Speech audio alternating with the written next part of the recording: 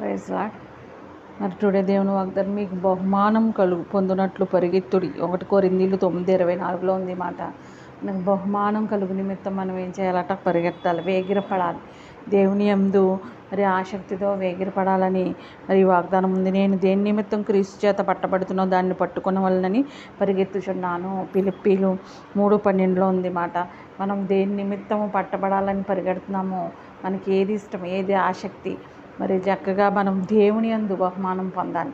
కొంతమందికి ఎన్నెన్నో ఆసక్తులు మరి ఎన్నెన్నో ఉంటాయి, కానీ అవన్నీ పక్కన పెట్టి దేవుని యందు మనం ఆసక్తి కలిగి ఉన్నట్లయితే అవన్నీ మన తోడ వస్తాయన్నమాట.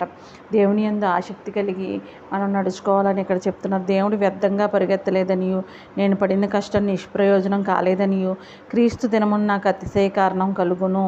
ఫిలిప్పీ 2:16. ఈ విధంగా మనం సాక్ష్యం చెప్పువారుగా ఉండాలి. ఆ ప్రయాస వ్యర్థం కాలేదు.